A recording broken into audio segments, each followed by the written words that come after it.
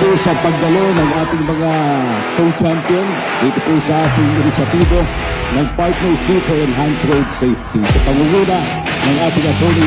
Abaton.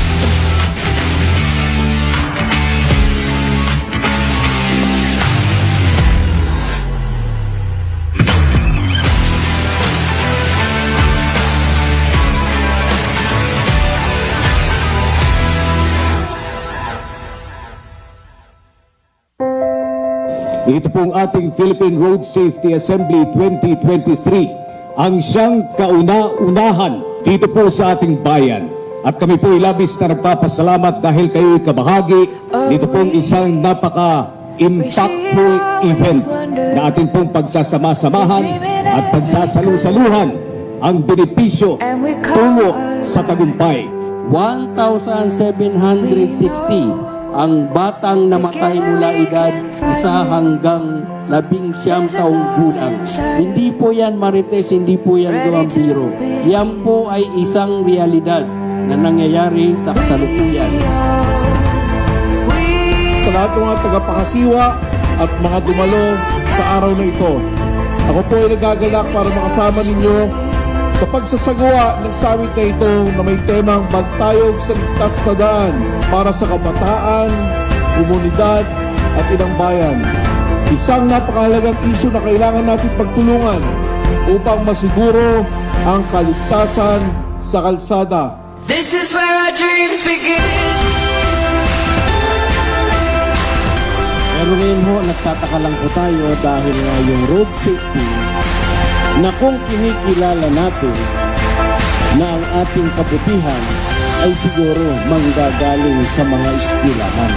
Department of Transportation, siya yung nangunguna po sa ating lahat sa paglutas itong problema po natin ng road safety, at kami po ay nakikiisa sa inyong lahat sa adhikain at mga gawain natin para maging ligtas ang ating mga daan at para mabawasan ang mga namamatay sa ating mga lansangan.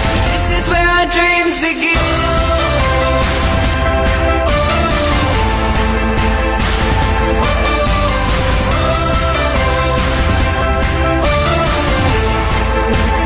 This is where our dreams begin. Ito po ay bahagi ng ikapitong selebrasyon ng United Nations Road Safety Week na ginagawa po tuwing Mayo 12 hanggang 16. Like what I've said, one life is too many. This is when the time is. Sa kalsada, maraming bata na tinatawag natin street children.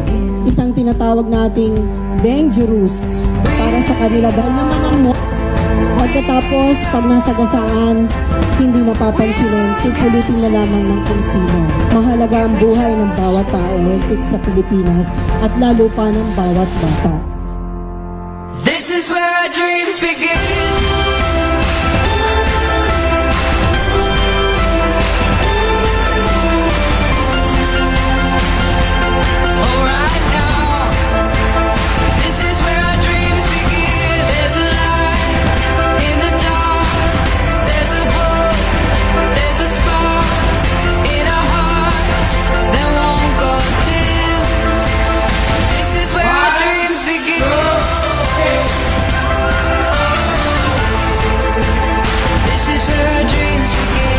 Numbers do not lie.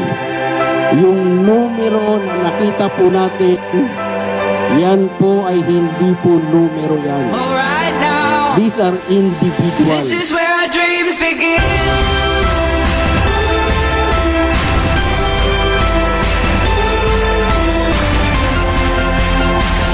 Kailangan po sa sektor ng ating mga kababaihan manggaling ang ating lakas, ang ating puwersa, sulong ang advokasya para sa kaligtas na daan.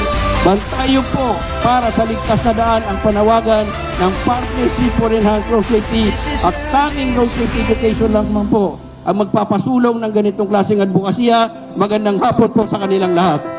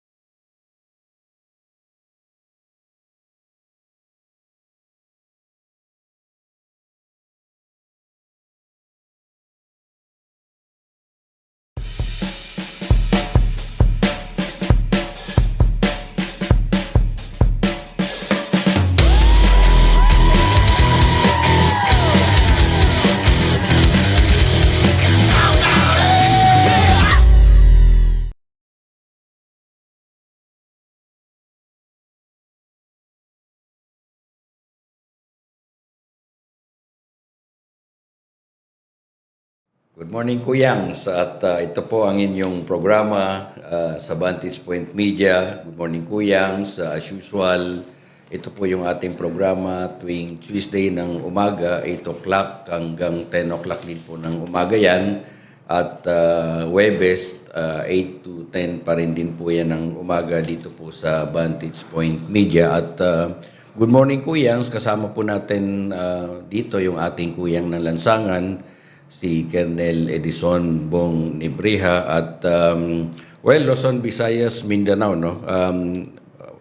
Tulad ng ating nabanggit, no, isa pong mapagpalayang umaga sa lahat ng sumusubaybay ng ating programa at alam naman po natin na halos on a weekly basis, no, may mga bagong pangyayari, may mga kaganapan pagdating dito sa sektor ng transportasyon at hindi lang sa sektor ng transportasyon, ultimo sa ating pamayanan, no?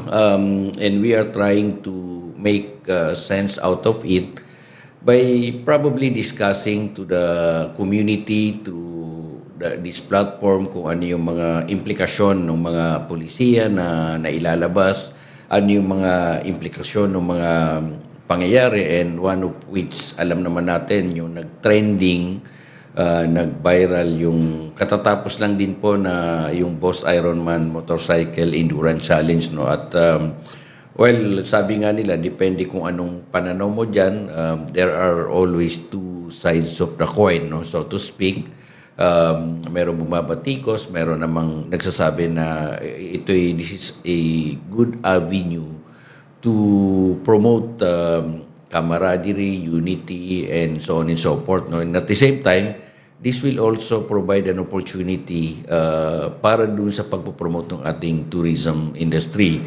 So we are very, very fortunate that today, of course, sabi ko nga, ito yung isang topic na masasabi natin na when you browse into social media, different social media platforms. So ito po yung pinag-uusapan, and again, we are quite fortunate that sinamahan tayo or sasamahan tayo ng isa po sa naging participant ng nasabing Boss Ironman Challenge, at hindi lang naging participant but over the years, no, ito po yung masasabi natin na one of the pillars, no, ika nga ng ating motorcycle riding community.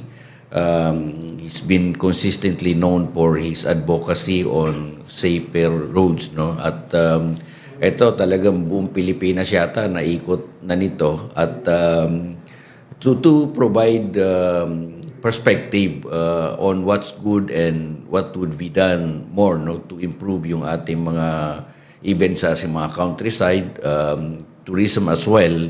And tulad ng aking nabanggit, of course, wala pong iba kundi ang mga kasama natin ngayong umaga. Ito, sabi ko nga, one of the legends, of course, si Nads Abdul ng ang kasama natin dito sa ating programa. So Nads, good morning. Good morning. Good morning, Atty. Good morning, mga viewers natin. Thank you for inviting me, Atty. 1 year na tayo. Yung last time na-invite. Last year tayo. Yung last year na-invite nyo, same na nangyari sa sa after ng Boss Ironman. So, usapan natin today. Well, maganda to, Nats, kasi ang sabi ko nga, ang dami ng, alam mo yung probably part of it, misinformation or disinformation. And the good thing about this is that ikaw mismo, you were part of the challenge. Nakita mo kung ano yung nangyari, ano yung what would be the promotional aspect nung challenge na to. At least sabi mo nga, nung huli tayong nag-meet, Nads, no? That was ang pinag-usapan din natin, yung Ironman Challenge. I think that was in Mindanao. That is in Jensan. Yeah. That was this year then. That was our first Boss Ironman. So, good thing na ngayon. So, after 6 years, sumali din ako sa itong Boss Ironman. So, para may idea din ako, Tony, meron actually yung event. So before 6 years, sumali din ako sa Ironman. So it was totally different. So in 6 years they have changed so many rules to make it safer for this event. Actually, this is one of the prestige event for every motorcycle dream of. So because marami tayo ng yung riders, we ride breakfast ride or group ride, maybe 10 or 15, maximum we do it maybe 100 people. So some of them, they wanted to try the group ride, they want to see other riders, they wanted to ride together. And some of them, they just want to try their skill. So the thing is here, we cannot, when it's come to this kind of situation, we cannot complain to, both sides. So we will just go for actually what I saw in this event, because I was a participant, and I saw there are some kulang, there are what we have to improve on this, maybe in upcoming boss man, maybe we can guide them to little bit if they wanted to listen. So because that is my what I see in the boss man, there are little bit kulang, and if there are riders, they have to follow some of the laws also. So it will be safer for everybody. Well, thank you for that insight, no. But siguro, Nads, bago lang mo tayo mag-break saglit, i-acknowledge lang po natin yung mga nanonood sa atin. As this early, of course, nandiyan si Carmen sa Zamboanga City po, si Egay, nanonood din po sa atin ngayon, si Ador Sarmiento at si Hiro, no. Magandang umaga po sa kanilang lahat, at para maipasok natin na yung ating kasama si Robby, no. So with that, magko-commercial lang po tayo. Mabilis lang po ito.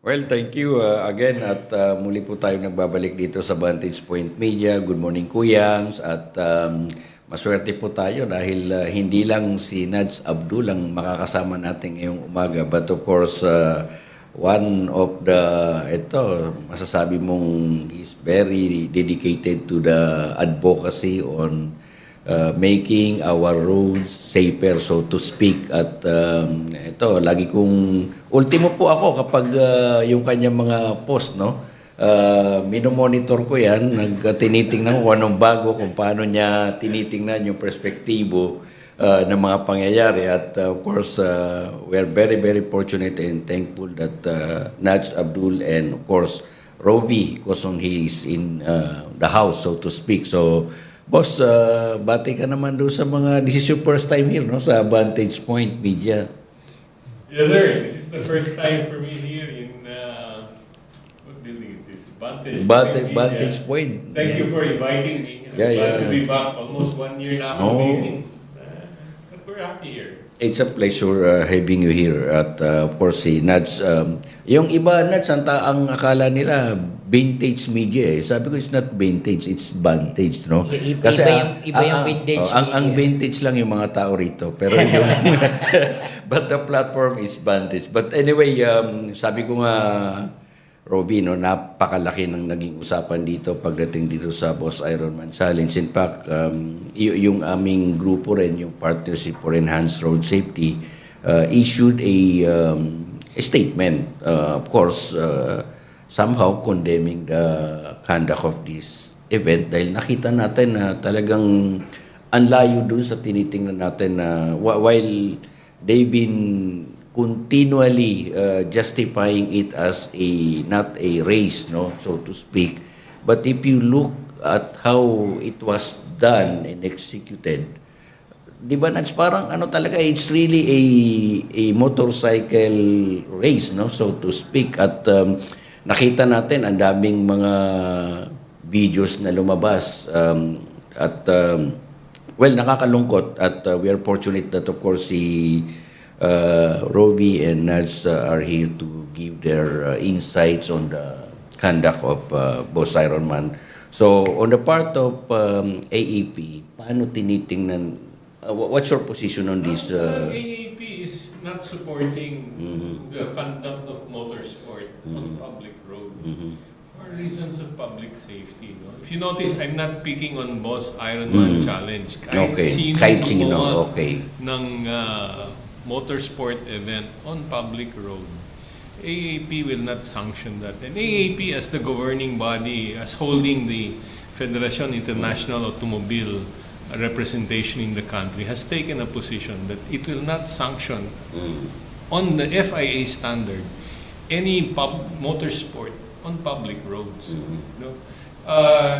BIMC, I understand, is a combination of both motorcycle and four-wheel vehicles. No? So, tama ba yun, Nats? Hindi lang ito motorcycle, but even four-wheel vehicles? Meron ng four wheels. Yun talaga, sir, eh. So, the event actually, they made it. It's one of the prestige event and everybody loved to join this event. And hindi lang ng puro karerista doon. There are so many riders, they are riding their own pace and wala mangyari sa kanila. Also, this year, nagulat ako, marami ng four wheels. Almost 300 yata ng four wheels. So, what I noticed, 6 years ago, I stopped this endurance. So, after 6 years, I only joined one of the endurance in Mangyan, and that is in Mindoro. So, it's a loop. Because more on my thing is, I promote tourism. So, I am with the Philippine Motorcycle Tourism. So, this BIMC connected to tourism also. So, marami sila na tanong, yung gabi-gabi, middle of the night, ano ba tourism nyo? That is a question is come to BIMC or whoever speaking about the, tourism in BIMC. So, Philippine Motorcycle Tourism, let me explain actually the Philippine Motorcycle Tourism.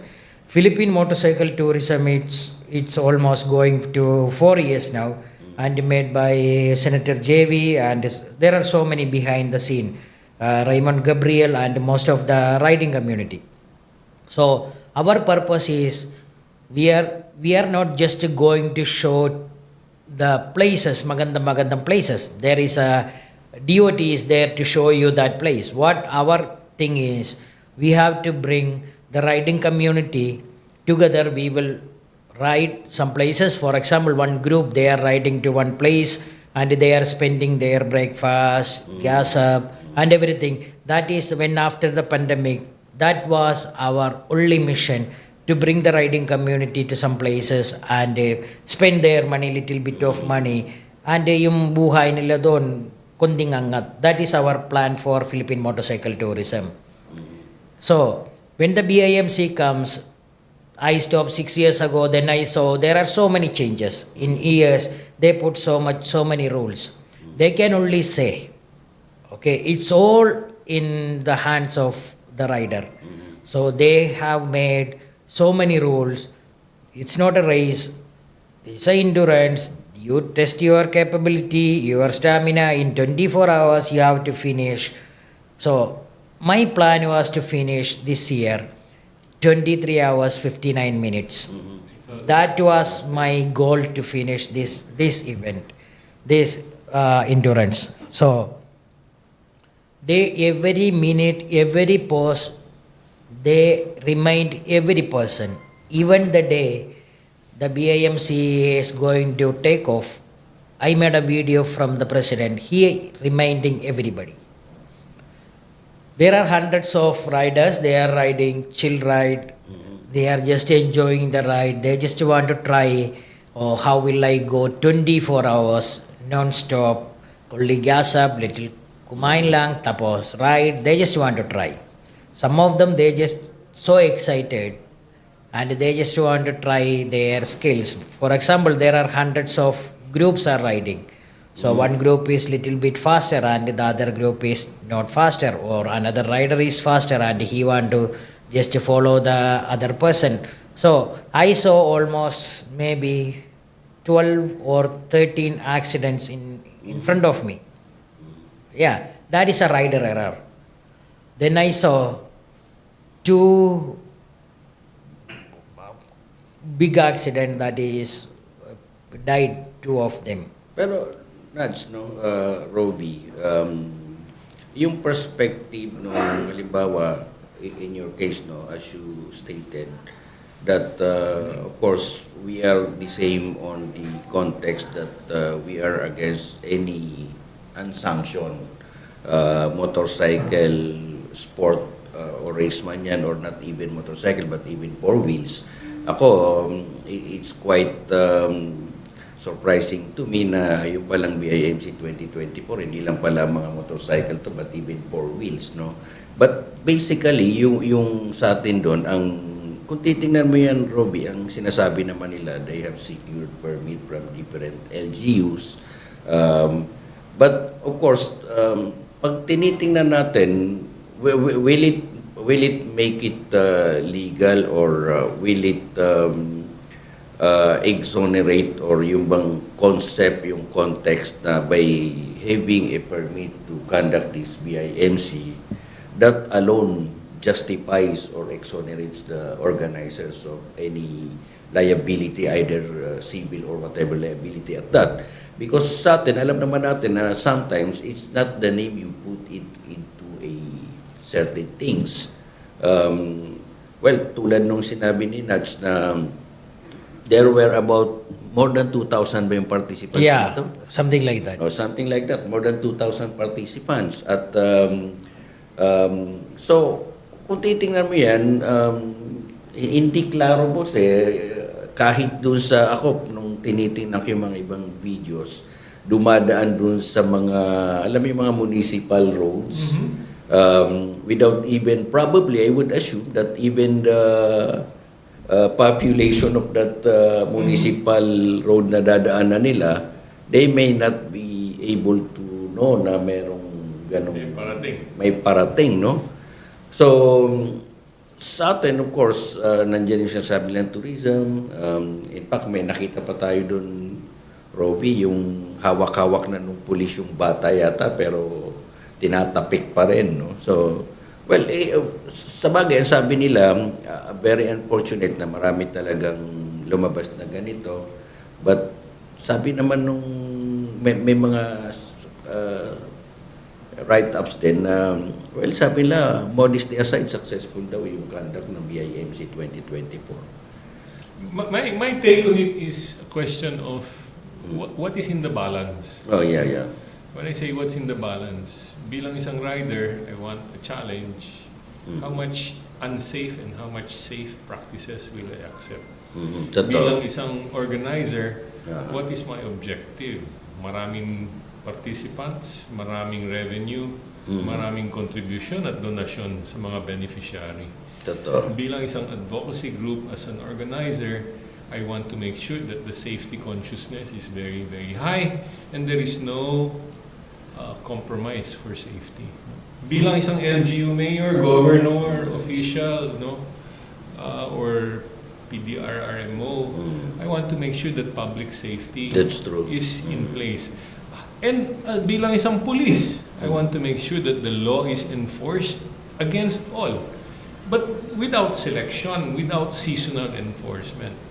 And they all have a balance in terms of anong pwede nilang pagbigyan, ano yung pwede nilang i-exempt.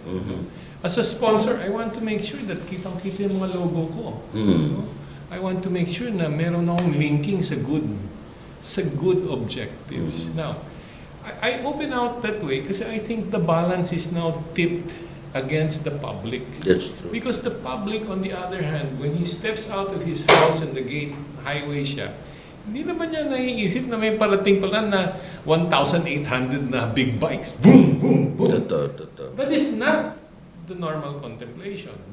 So in the balance, we will have to reduce certain elements. We want to promote tourism, but do we want to promote it in 24 hours or 24 days?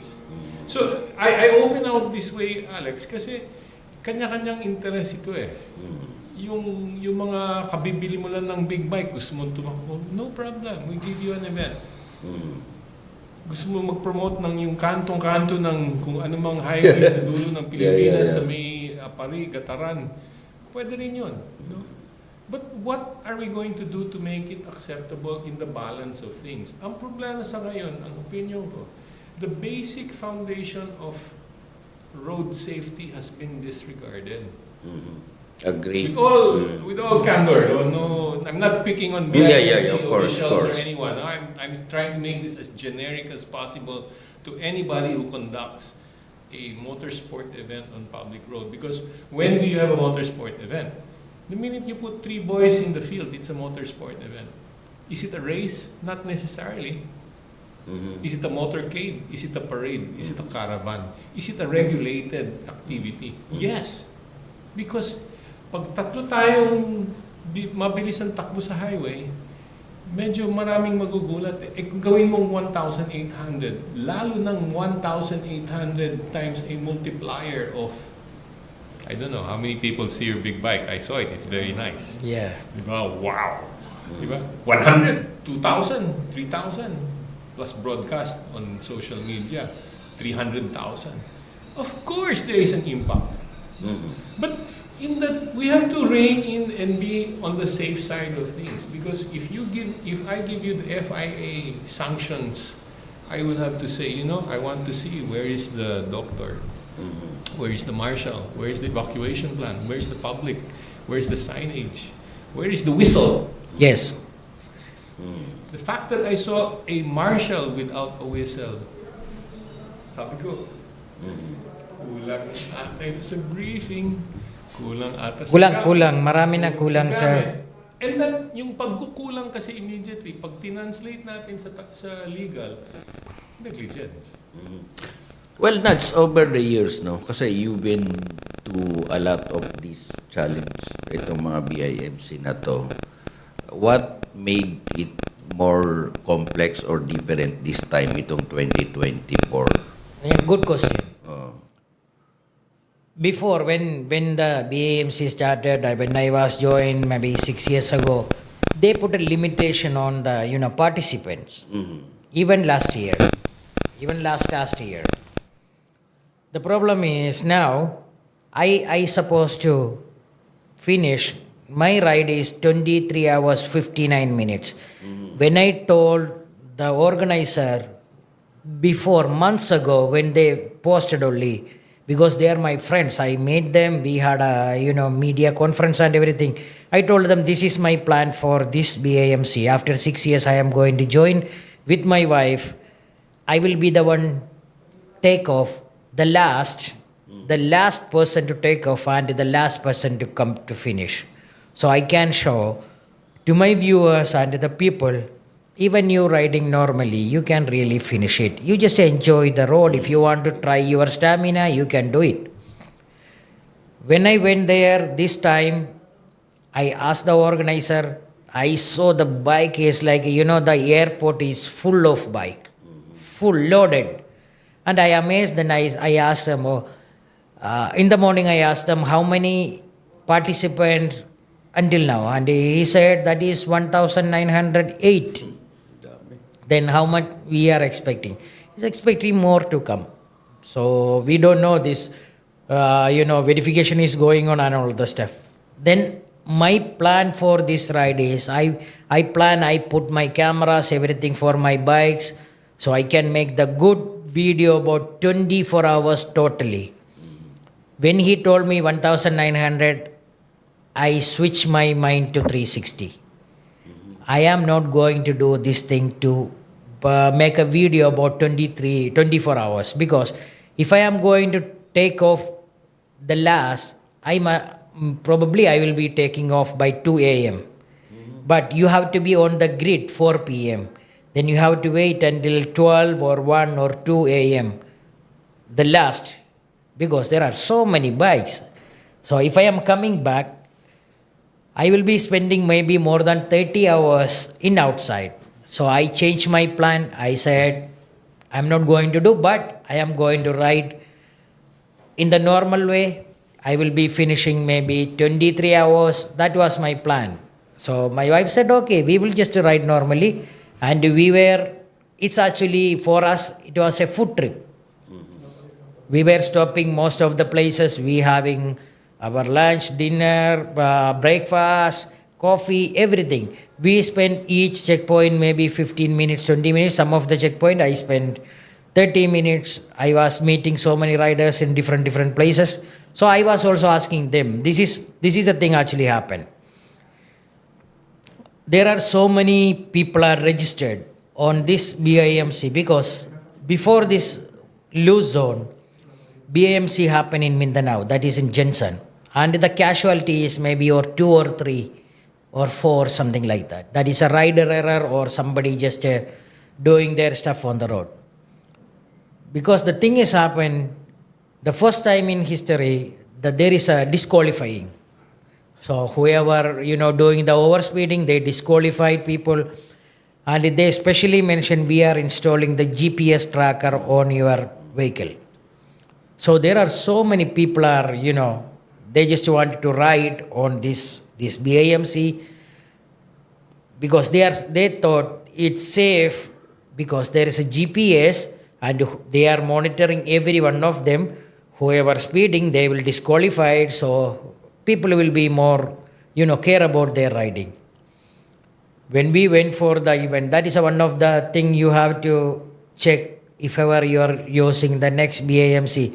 This is my suggestion. When you are in the offer something on for the public and there people will be joining on your event, you make sure you just do it whatever you said. The thing is, people join, maybe 500 of them or maybe 700 of them join for this year because you promise everybody will have a GPS tracker and everybody is monitored. And even the organizer told me on my video that if something happened, my ticket or huli, they will disqualify Dagat. But there was no GPS tracker. None. Nats, can you educate us, of course, the public? Ano yung criteria for one to be joining? How can you join? What are the criteria for you to join the endurance? Meron bang ito dapat certain criteria like you should attend a sabihin na natin orientation or briefing? That's one. Pangalawa, tinitingnan ba kung ikaw ba sumali ka na ba doon sa mga previous na challenge? At least just to make sure that all the riders were on the same page, so to speak, in ensuring that it will be safe for them, not only for them, but even to the public. Dahil, well, obviously, ang nakita natin, while it is true na merong mga permits given, but yung kahandaan talaga ng mga LGUs, nakita natin na in one of the videos nga na na-upload sa social media na yung parang itong mama tumakbo, patawid, nagpang-abot sila nung rider, no? One of the participants. So lahat ng tao, pati yung first responder, pinabayaan lang to ang hinabol yung rider, no? So that's quite obvious at doon mo makikita na mukhang sabi nga kanina ni Robby, mukhang may kulang pagdating doon sa pag-cascade probably on what to do if and when things like this happen, or how can we make sure na the roads are quite safer while the rides are ongoing. Kasi ang problema doon nakita natin, Robby, talagang on a normal day, parang tumatakbo lang itong mga to eh. So nakikipagsabayan sila doon sa mga gumagamit ng ating kakalsadahan. But basically, Nads, yun nga, sabi mo nga, ang naging problema rito, unlike before, merong GPS, no? Last Mindanao.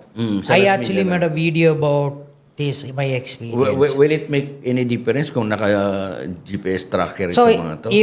if they are going to monitor, because in GPS you can put a speed limit when you set up a GPS system. So you just put a 70 or 80. Maybe people will argue we having a big bike. Let's say about you have 100 kilometers per hour speed. Because people will say we cannot go for 70, 80. Me also. I cannot go for a 70 or 80. If there is a nice place, we will go for 100 or more. But let's say about for the sake, let's say about we put a speed limit of 100 or 90. When you set up a GPS, you can put a speed limit. If you're going 91, it will alert and you can disqualify. That is one of the thing. My suggestion was in my video, if you want to have it as safe riding, safe yung event, you generating so much of amount. Okay, let's say about you going to these proceeds, going to your charity, your those things, you going for the good things. But before you doing the charity, make sure na the event goes well, right? So if the event doesn't goes well, after the event, when you're going to do a charity, there is no sense. The first we have to make sure that the event goes well, proper and no accidents, nothing. Then the proceeds we will give it to the charity and everything. My suggestion was just to limit the riders. Okay, maybe the takeoff time is not sabay. So just categorize. Maybe you can take off 15 minutes gap for each group. And before anybody join this event, just ask them the background of the training. Maybe they can just tell them, okay, you are a motorcycle rider, you have to go to, that is one of the, so many of them suggest on the social media. I watch so many people video this. I think that is one of the good suggestion. Whoever wants to join this event, just to go for a proper training and get a certificate when you going to register for this event. Then when you create this much of amount or revenue from this event, we will put so many marshal all over the road. Not 1,200. We don't have to be 1,200 kilometer in 24 hours. Maybe make it shorter, maybe 800 kilometer. Then you put a marshal with law enforcement. Whenever you with a gun, speed gun, provide them the speed gun. Diba? When you asking help from the LGU, you just sponsor them one speed gun. Whoever speeding, just catch them and issue a ticket and disqualify them same time. Siguro, Robby, will it make any difference, halimbawa, Nads, na kung ako si organizer, titingnan ko yung mga registrant dito, sino yung first timer, sino yung mga veterano na rito, so that makita natin yung pacing. Kumbaga, parang ikukumpul-kumpul mo sila eh. Kasi ang trigger happy dito, yung mga first timer din minsan eh. There is a disconnect between the registered participant and the general public. Totoo. Anybody in the general public can sign up so long as he has a 400cc and above. Yes. motorcycle. And Yes. so long as he has the registration fee, what else is required? I'm not sure. I would assume that there is requirement of a helmet. Yeah, There's riding gear. no? But beyond that, there is nothing on the skill set. It's a hardware set. There is nothing on the skill set that says, I was educated, I was trained, I was tested, I have experience. Therefore, you can allow him to come in. Yeah. Or that I had a time trial today and a test trial today for everybody, and tomorrow you can register. You can register. You know? There seems to be no screening. Totoo yan. And because there is no screening of participants, even there is no scrutineering, is there scrutineering of the motorcycle? Yes, I was there, and it was not the proper way to. So when you conduct a motorsport event, and I've done motorsport events, I've done off-road race challenges already here and abroad. We've conducted this and we've raced abroad. There is always a pre-qualification That's of the true. participant, a pre-qualification of the machine, so that you make sure that there is a machine and software match, so that you reduce immediately the chances of error in that subset. Because the rest of it is an organizational problem of how big is the organization, how much is internal to us, how much is force multiplier public, how much is volunteer. Force multiplier to me is PNP, LGU, PDRRMO, no, ambulance service, BFP. They're all on a checklist. But how seamless was it in terms of the gaps of safety? I call it gaps of safety, because I've seen videos, whether BIMC, Mindanao or Luzon, peaking at 240. I'm like, wow, this guy is good. But I don't know where he's gonna be picked up. Saan mo pupulutin di ba? So to me, to answer the question, is there pre-qualification? I think it is not good enough. Is there scrutineering? I believe it is not adequate. I think there is a disconnect. Is there an organizational plan? Not comprehensive. Is there a contingency plan and a mitigation plan on the ground? When I say mitigation is I put directional signs. That's true. I tell you, I put the speed limit. I put mitigation, I put up a speed gun, I put an apprehending officer. Mitigation, I put a GPS on board. And I monitor the GPS. At the next checkpoint, you're out. That's true. No, Tama yan. there's no periodic screening. The little screening that I have seen was in Mindanao, where you come in too early. Yeah, here also. You're out. Here also DQ is happened. So, in that sense, when you look at all the little slices of risk, and the nice thing is when you always talk about risk reduction. Yeah. This is one where this is not risk reduction, this is risk escalation. No, because the farmer who woke up wanting to cross the street, bring his goat across the street, is not aware. There was no prior notice, there was no safety car, there was no safety car rundown. 000, 00, single zero, timer. Siren, whistles, bells. Because sa rally, kailangan yun Yes. for sanctioning Totoo. That may prior car, may route notice, may route checking, may safety car. 000, 00, single zero. Lahat yan may sirena. Lahat yan inaabiso ang tao. Huwag kayong tatawid dahil may padating na... At saka predictable naman yung Robby, Nudge, no, halimbawa. Kasi kung kayong organizer, at tama yun na meron ka mga yung mga tipong notice na ito yung ruta nila, and you would determine kung anong oras darating dito. So by that time na parating pa lang yan, nagkakaroon ka na ng notice doon sa mga... To be fair to the organizers, the three of us are doing a review post-event. Totoo. And hindsight will say many things. But let's do it for tomorrow. Forecast for tomorrow. How much of yesterday's plan are we going to do for tomorrow's plan? I think not everything of yesterday's plan will be used for tomorrow. I'm not doing hindsight. I'm not picking on BIMC, and I will repeat that many times. I will pick on whoever organizes a motorsport event on public road. Because the plan does not have public safety in mind. The execution, the stated values above of mototourism, rider safety, what else is it? Public safety. It's a different execution on the ground there. And I say it emphatically because I believe if we are careful, there were many things in the event format, in the event brief and concept, even all the way to organization, that need help. Yeah, there are so many things they have. If ever is going to continue this, so many things they have to, put it on the rule strictly. So Like what? Ano mga possible yeah, na we can yung improve una-una the sabi din process? si Sir, Pre-screening of Screening. participants. Screening, maybe they can ask them to, Thank you. bring up where you train.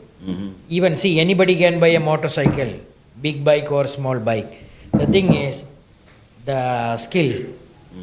Because when they saw one skilled rider is going fast, some of them they want to also open a throttle and is getting crashes. I saw 10, 11 crashes on the road and sobra talaga. This is what I call, sorry to interrupt. This is what I call an attractive nuisance. It is attractive, it is exciting, it is an inducement. Kahit sabihin mong, huwag ka mag-swimming ha, baka malunod ka eh. Kahit pa paano, you will touch the water eh. You will touch the water, you will touch hanggang bewang, hanggang ulo. This is what I call, in legal sense, an attractive nuisance. It is so attractive, it is so inducing, it is so much excitement. And admittedly, it is exciting to see an endurance challenge. No? But it exposes the participant and the general public to too much danger. I say, an assumed risk. You signed up, you have your own insurance, you got racing license, you got racing insurance, you give me a waiver, you assume a risk. That's okay. Pero si Juan de la Cruz, na itatawid niya lang yung baka niya, hindi niya nakakala na may ang daming parating na mabibilis. There is no assumed risk on the part of the general public, and that is the sad part. The thing is, what I saw here, the public is so excited to see the bikes are even us. Actually, if you are on the road and you seeing thousands of motorcycle in front of you, it's something else. But the next day you will see the reaction of the people. Galit. Because I was posting my videos and reviews about the boss Ironman. Everything is properly. But I only getting, this is the question they ask. Marami kayo nang abare sa amin. Ano ito? This is, I am getting the 90% of, the reaction from the people. Today you will see they are so excited. But tomorrow only they realize there have been so many accidents happen. So many things. I was so malungkot for 2 days because I saw this much of accident in front of me. Then my wife was crying. We saw someone is died in front of me just 5 seconds before he crashed and died. One guy is died. So we were riding on the normal road and no people, no rider is coming because we are chill riding. I was using the gold wing. So I have a gold wing. We are on the music and we are just chill riding. So cruising, let's say cruising. So I saw one farmer, like you mentioned, farmer. He was just crossing his ducks to the other road. Oh. So I saw this there. He just crossing, and I was just. I saw the mirror. No one is there. So even though I just slowed down, maybe 20, maybe 30, something like that, slowing down. Then I was making the slow the other guy. Then I saw one motorcyclist come, maybe 170. Boom! He just overtook, and I saw he run over most of the ducks. Oh. I swear, sir, that is a thing. If I am thinking that also, my wife is almost cried, and me also. I feel so emotional. Did he stop? No, that is a thing. he didn't stop, and the farmer was crying. He was just, talaga. That made me so malungkot. Then I made a video because I cannot get over what I saw. Because in front of you, so many, he just run over so many of them. And hanap buhay na yung tao yan eh. That is precisely my point. It is not an assumed risk because had we informed the little community, let's say we did a 1 kilometer race on public road, assuming 1 kilometer, assuming public road, we would enclose it, and it is easy to enclose 1 kilometer. It is physically possible. But can you enclose 1,200? You cannot. And therefore, the risk has now multiplied over and over. And the poor farmer who was itatawid niya lang yung mga pato, how can you answer to him now? Not Charge only- insurance, charge organizer. No, there is. I think most of the thing they have to understand when they putting in next time. Every motorcycle rider should have a comprehensive insurance. And see, it's not like a US or other countries. When you buying a motorcycle or vehicle, it's compulsory you have to put a insurance, or else you will have a ticket. In the Philippines, if you want to have an insurance, it's up to you.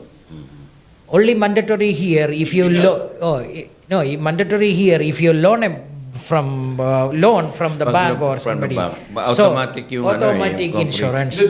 And the absence of insurance is seen by the fact that when there is an accident in the event, people don't talk about claiming on insurance.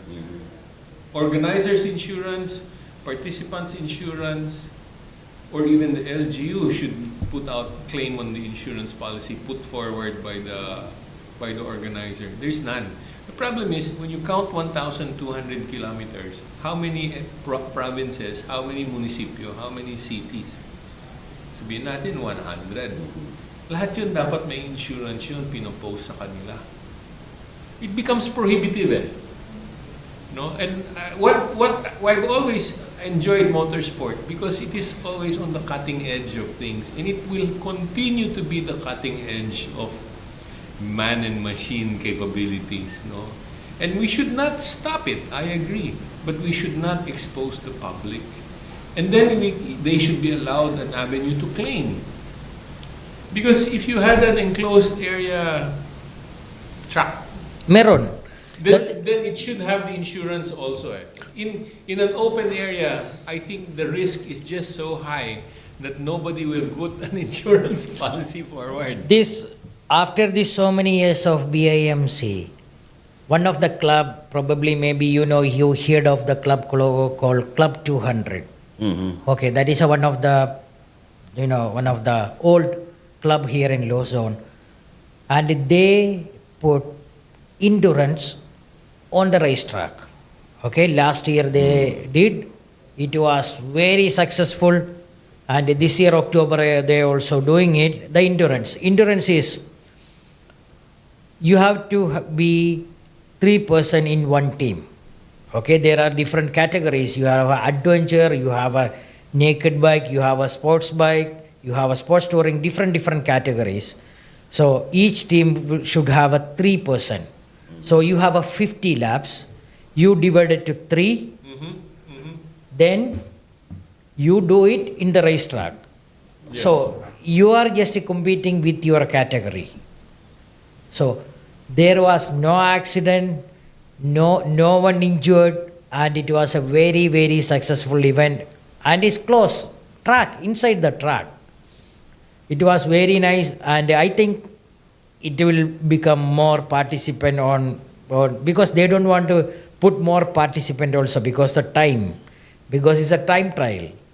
So What was the participant count and what was the period for the endurance? 24 hours? 24 No. hours. How long? not 24 That hours, one. 50 laps, 50 laps.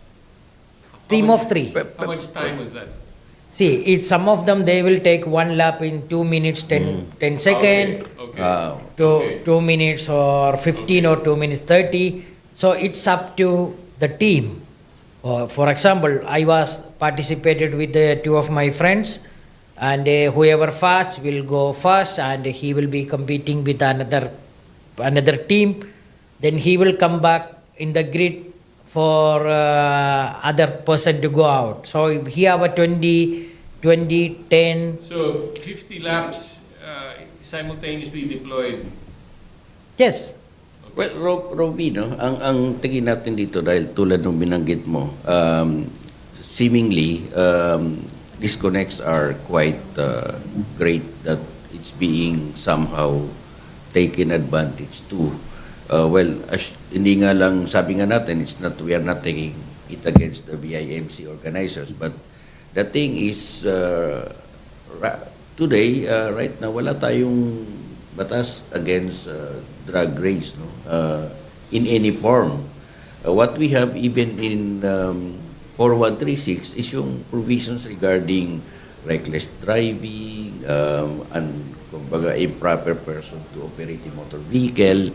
But technically, there's no such thing as a law that govern or really put guidelines policy-wise on what when a race can be done or when a race can be considered as a drag race. One, no? But before you answer that, let us of course batiin natin, boss, yung ating mga nanonood sa atin ngayon. Of course, si Trojan Adibus sent us 10 stars, no?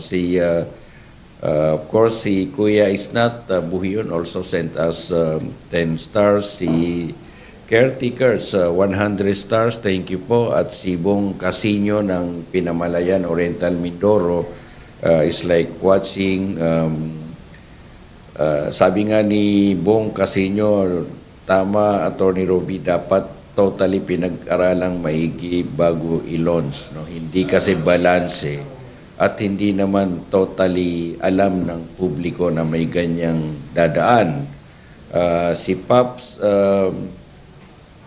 Erbing, attorney, pwede po ba makasuhan ng reckless imprudence resulting to homicide or physical injury ang mga organizer? Of course, si Bin Sangaran is also watching from Pasay City. Si R. Mont, tamang sinabi ni Nats, ang ginawa kasi ng mga organizer, halos pinagsabay nila lahat sa starting line, no? And then si Joan Abbas in Zamboanga City watching right now. Again, si Trojan Adibus, kahit yata kamote rider, pwede sumama dyan. So, well, anyway, magko-commercial lang po muna tayo.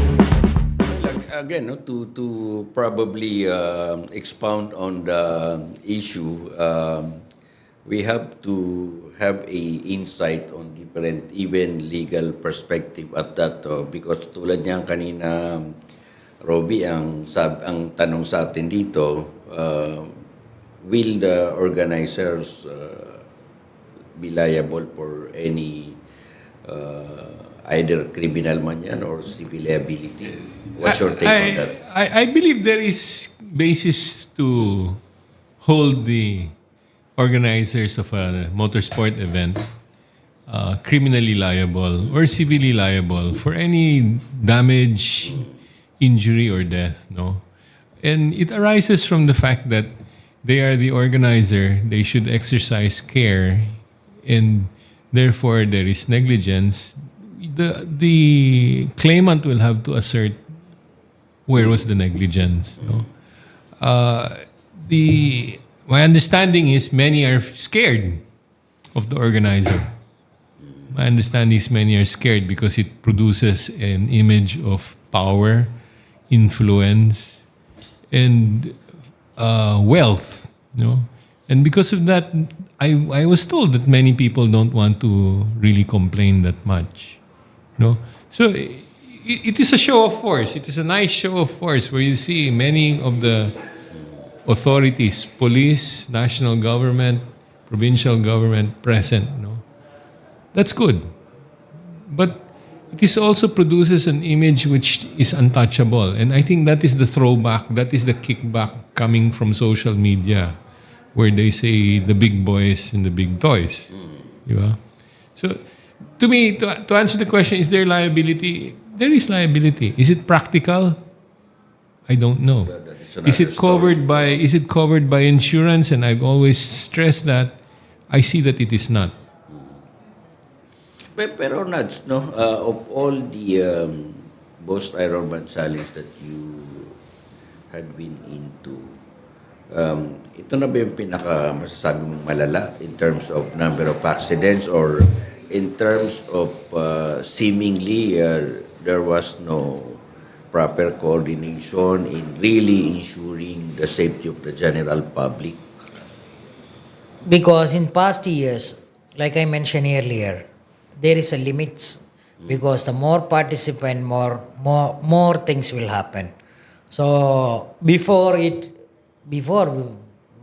maybe maximum 500 in 2016, 15, 14, 500 or maximum 700 people. And there is maybe in how many years? All rider error. Meaning only they are crashing because they are not skilled. They are only crashing and there is no death. So, but this time is, I think 3 of them died. That is a civilian. And I saw so many crash. I don't know if I count, maybe people are saying that is a 20 plus crashes for a rider error because it's actually bit long, the road, and it's if you are not skilled rider and you're really going to slide. Tsaka tingin ko, Robby, doon pa lang sa pinagsasabay mo sa endurance challenge na to, yung 4-wheel at saka yung motorcycle, big bike, that's already a recipe for disasters. You're combining vehicles with different speed capabilities. And then you are doing it on a public So road it's a or on a busy 4-wheel, 2-wheel. Yeah, but Slow cars, faster motorbikes. no, Then, it was opposite this time. Ganun ba? It was really opposite this time. Meaning, The car were faster than the motorcycle this time. wow. Yes. But you see, my assumption is the motorcycles were peaking at 200. I cannot see cars peaking at 200 on public road. It was 170, 180 kilometers per hour on counter flowing. And then you mix that with the element of the local traffic. It was in the night. We took off the first, maybe 50, 60 of us. We were first, took off. And it's like a, normal rider. We were riding maybe 60, 70s because so many rider. We are just like a chain. On the road we saw 4 wheels are passing Wow. us 170, 180 kilometers per hour speed. In video you can see some of them post. I have the videos but I don't want to post it. I already said it in my video. They are on counter flow. Whenever there is opposite vehicle is come, they are just slice in to the motorcycle. I was praying. Nothing happened to the riders, but it happened. So many of them slide because of the 4 wheels. The thing is, there are so many things, Kulang. Actually, sir, the event is one of the prestige event. Everybody wants to join this event. I am not saying about the riders who is, just opening throttle and they just want to race. There are hundreds of riders. They just want to try themselves to ride normally. They just obeying the law. They are just making sure na whenever there is the public, they just slow down and kawai lang sila. Enjoy lang sila. So Naj, would it make a difference if the event was held during the day? No. It will be because the problem is, sir, I saw marami nang talaga nang abala ng mga public because this event. When we are going for any crossing, we have LGUs, they stop all the crossings. Okay. And the bikes are passing, 100 plus bikes are passing. Imagine, sir, in the crossing, how many hours those people have to stay Yeah. Tama. for the sake of this thing. Because when you look at it, the event is the very good event, but abala ng mga ibang tao. So a crossing will be closed for 5 hours? Not 5 hours. For example, if 100, because you cannot say because 2,000 bikes are. Yeah. But over the next 5 hours, you will see the wave of 2,000 vehicles drive by. Not 2,000 in the same time. Let's say Yeah. about 200. In waves. 200. So when you are crossing or when you are on the turn, when you are turning on some road, the bike is not going 100 kilometers per hour speed. They will go slow and 20, then turning. So it took so much of time. Marami lang talagang abala ng mga But public. I think I have to ask you. Sorry, I'm curious. Yeah. I'm really Yeah. curious to be fair about it. Did they put traffic calming devices to slow down the traffic? No, only there is or a do a police. chicane? Did they put a chicane to slow down the flow? No, we have a police, all the marshals, they stop the other side of the vehicle and let pass the motorcycles. So it was designed to promote the speed, Yes. not a chicane to slow down the vehicle. No. Okay. Well, sayang yung opportunity if we can, halimbawa, yung sinasabi lang, total, yan din naman is part of it is marketing, rin yan opportunity for different brands, no? And siguro, in one of the discussions nga namin din dito, sayang dahil pwedeng yung mga company that offers the gadget on speed limiter gadget, no? Mga ganyan.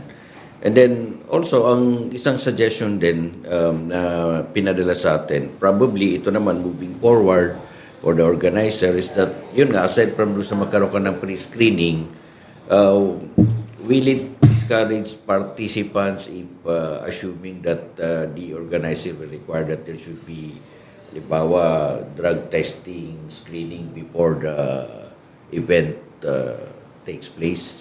Yeah, screening talaga. Also, Kasi yung adrenaline naman yan, baka yung iba dyan, boss. Iba na yung gamit na... sir, yung endurance na, when it's come to endurance, we cannot stop the endurance because endurance is different level endurance. Okay? Because Boss Ironman, one of the prestige event for the motorcycle riders. Okay? Everybody, every big bike, people wants to join.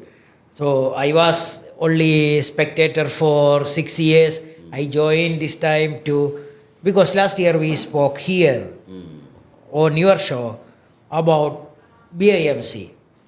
I was not participated, so I don't know much about those things to share.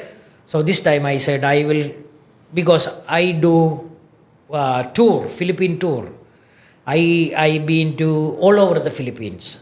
So in 10 months, this 1,200 kilometer or 1,400 kilometer for me, for my wife, is a piece of cake. It's a last 10 months, my ride is 55,000 kilometers. So does the organizer give out a road book? No, Just the GPS point, they will give you only the the Google map. map and the checkpoints.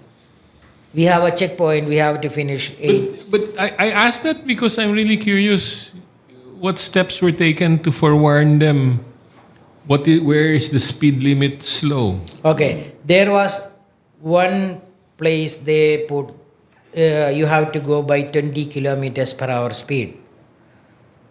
Lalo But na sa sir, mga municipal road dahil but sir, no one did. sa mga municipal Nobody enforced. No one did. Even me, I don't know. Because if you go to a Dakar race type of format, there is a road book, there is a route sheet, and there is an instruction, which is covered by speed limit, There is a event, sir. which is penalized also. Even there are upcoming events, and they already did 5-6 times this endurance. This time is Bohol. I am actually participating. That is called Bohol Loop. And every person is monitored by their GPS. Because if you want to participate, you really have to download this application. And they will really monitor every one of you. So Luzon was not monitored on GPS. No. Not at all. There is some issue with their provider. yung number of accidents that you have witnessed, Nudge, no? What time of It was the day? Or gabi ba yan yung mas marami? meron ng gabi. Mga yung isa he died in the gabi. I saw. Yan ba yung nag-counterflow yung big bike? Na talagang head-on collision, no? Ang nangyari doon. Because marami ng excitement doon, sir. Because Exactly. you cannot control Yes. It's very hard to control. Because people are standing each place thousands. In the road, sir, So thousands, may mga spectators din talaga na inabangan yan. Spectator talaga ng thousands, sir. Each cities, each bayan, thousands. Saka ano rin yan kasi, Robby, siguro putting myself dun sa sitwasyon na yun, na lalo na dun sa mga rural communities, ito yung first time siguro sa iba na makakakita ng ganyang klase. Good entertainment. Di ba? Entertainment. It's one of the best for them. It's eye candy and nice to see a gold wing. Saka, No, see, saka yung attire for Di ba? example, Yung gear you pa will lang. only see, because I don't know the people can see my gold wing because I was not speeding. I was on the music. They can see one big bike is coming with the music. I think most of them saw my gold wing. But most of the bikes, they didn't see. They only see, boom. So wala rin, hindi rin ma-appreciate ng mga spectators sa bilis nung hindi makita. They only see this like Isle of Man. One of the event do it in UK. That is one of the closed island just for this. It was like a Isle of Man. Not all of them. I was following so many riders. Best riders. But Isle of Man has pre-qualification before the real race. Yes. And the area is really closed off. Close. And it is made known to the whole world Yeah. that there is a road race going on. Yeah. And there is still death nonetheless. Yeah, But and that there one is- is an assumed risk. Yes. That is already... Na ano ba nila, Nudge, doon kung alin yung pinakamaagang nagtapos dyan sa at what time or yung maaga natapos to complete the race? You cannot finish because they have a time. When you go to the checkpoint earlier, you will be disqualified. So, Pero sa'yo ka mo, 23 hours, no? 23. So the earliest is still, what, 16 the hours? ideal- 16 hours. The ideal is 16 hours yan. Yeah. So pag dumating ka ng earlier than 16 hours, then you will be disqualified. Disqualified. So ang mangyayari doon, kung mapapaaga ako, tansya ko, hihinto muna ako. Correct. Di ba? Meron na marami ganyan. Marami. So, sama mo, sige, baka mamaya ma-disqualify tayo, dito muna tayo. Yeah. And then tatansyahin mo na lang, saka katatakbo to finish. Meron. Siyempre, Of course. Pilipino, may utag eh. No, because every time you hold a race, ang Pinoy kasi, ang iniisip niya, paano ko mandaraya? Yeah. Paano gugulangan yung kasama niya? Oo. It's So, not to very- comply. Ang Pinoy, ang default ng setting ng Pinoy, paano ko mandaraya? At saka minsan- Lalamangan ko to. I think they can do for my suggestion is one of them is each checkpoints have a time. You have to put the time. So even you go faster. Or you have to put some of the officials with a gun. And if you saw, just to report them, first checkpoint only, he will be disqualified. So if you can issue a ticket that you are overspeeding, if you try to run again after the disqualifying, you can maybe file for a suspension or revoke for his license because it's not, we already addressed that, it's not legal. Well, palagay ko this time, the organizer have learned their lesson because there are even proposed, there are even... One of your idea is, siyempre, you organize so many things. One of your idea is, that is, one good thing is, with the safety car, don't overtake the car. No, sir, it's happening. Yeah. No. It's happening in the loop I said. You can just to go whole loop 2024. Wow. They already did 5 or 6 endurance. And the endurance, they will put a HPG on the front.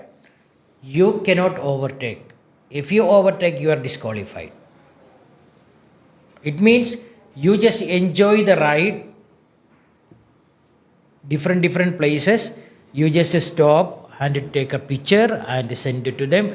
So you spend more time on the road, not thinking that I just want to go fast. Your idea is good. Maybe if BIMC comes with a little bit faster safety car, just to follow them, and every places is enforced with the marshals and One is they should also reduce the number of participants. yeah. Yung talagang i-contain yung kayang... I think what is a manageable number is only 24. and then are they willing to pay 1 million pesos each for a slot for bragging rights? But I say it in jest, no, because running a motorsport event is expensive, no, and no doubt, but they'll do it properly. It's not to cut corners and not to reduce the safety standards for the public. And so that if somebody will pay, it has to be the participant first to pay. And he pays upfront before he starts. He pays his 1 million peso ticket. Then let the 50 boys run. At least you can monitor it. Organizationally, it's manageable. Pero, But I'm reducing it to absurdity now because I'm trying to show you that it shouldn't be done. Whether it's 50 pesos or 500 pesos or 1 million or 50 of them or 1,000 of them, there is no compromise. We cannot keep on scaling back and scaling up any of the variables and say, mga scoreboard natin this year, mga 1 death lang. Cannot be. yeah, that's true. Well, anyway, Nats, no, bago tayo magpatuloy, let us greet yung ating mga nanonood din sa atin. Si Roland Andres is watching at sabi nga niya lack of coordination sa mga municipalities, cities na dadaanan plus planning and guidelines. Of course, hindi naman po ganon ang mga Pinoy racer. Di po nag-iisip ng pandaraya. No, but anyway, ang emoji naman niya is crying. No? Of course, si Leo Gayatao, thank you for this informative topic para sa safety ng public and participants. Of course, si Colonel Kuyang Bong Edison Nebrija is watching. Mabuhay si Robby and Boss Nats. Akala nila Kuyang Bong andito ka, but anyway, thank you for watching. And then, of course, si Michelle Muyot nanonood din po sa atin sa Manila yan. So, well, basically, palagay ko, Nads, in the future ng yung mga susunod probably ng BIMC, no?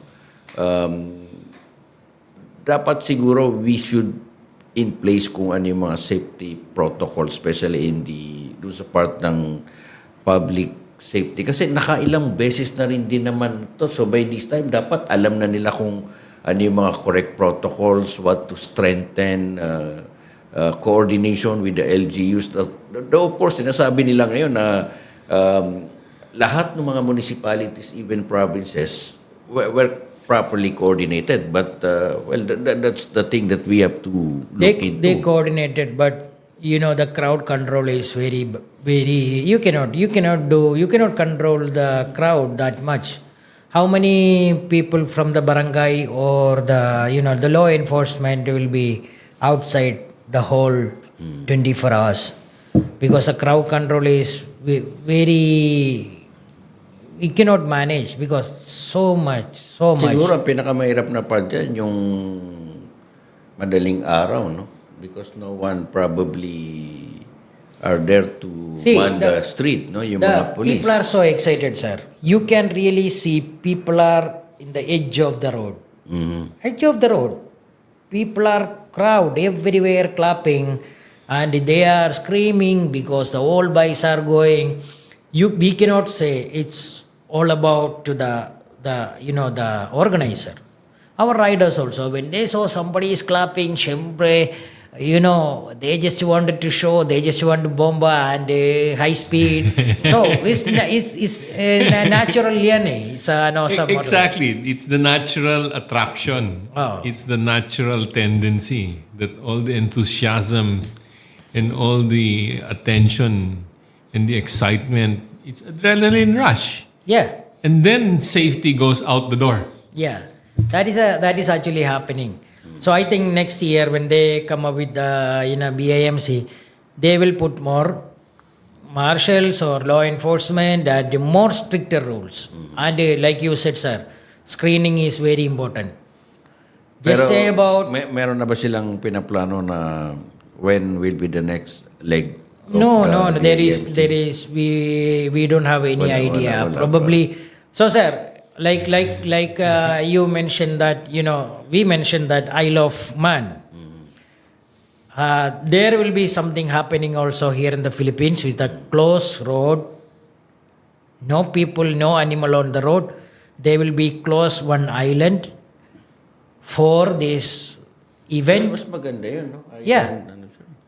I just want to hear from you because you did so many things, Robby, for the motorcycle community. So this is our plan actually. I propose and they are agreed. Oh yeah, they are agreed and probably it will be coming this year. So my suggestion was to the island is for our day, we will close the main roads on the island for this event, and no people is crossing, no animal will be crossing, and this is only for this event. What do you think, sir? I'm wondering how porous or how sealed can you do on the road? See, because one of the thing is what we want to do it is to bring up that tourism there on that island. Wasn't that done also like in Biliran?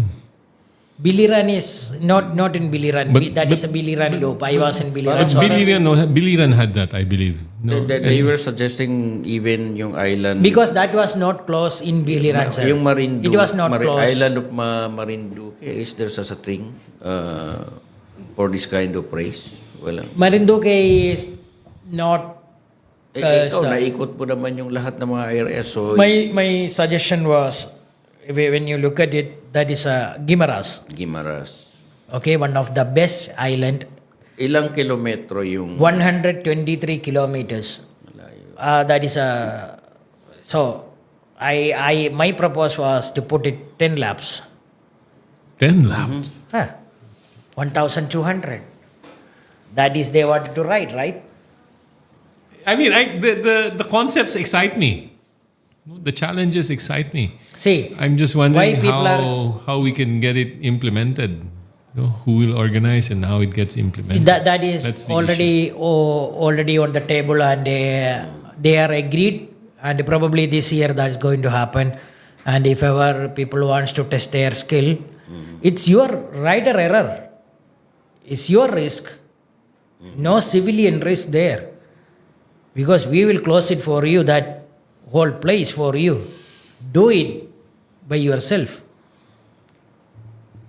Whatever happened to you, it's up to you. Just to get insured, and your family will be happy if anything happened to you.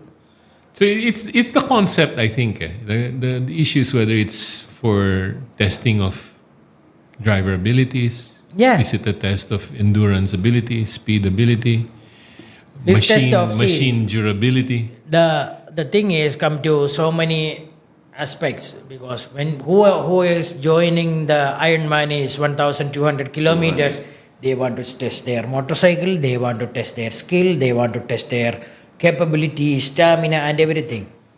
We will put it on the island. Similar qualities will be tested on the kind of that kind of. Yeah, no problem. No civilian, no animals injured. If who going to be injured, that is a rider. No animal on the road. No people on the road. No people on the road. Only animal rider will be there. Hindi naman. But well, basically maganda yung ganong concept. Though 123 kilometers, you can do it.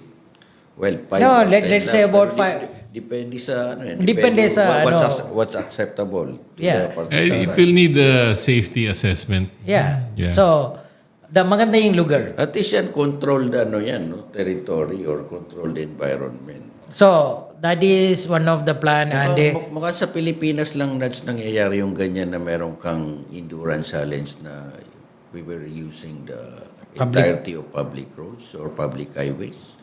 Or probably in other countries, pero alam naman Other natin, country also, safety protocol siguro mas matindi sa kanila kumpara sa of atin. course, in Italy, you cannot drive even 40, 50 kilometers per hour speed. That is a restricted place. Ironman is made in US, and they have like a Philippine loop, sir.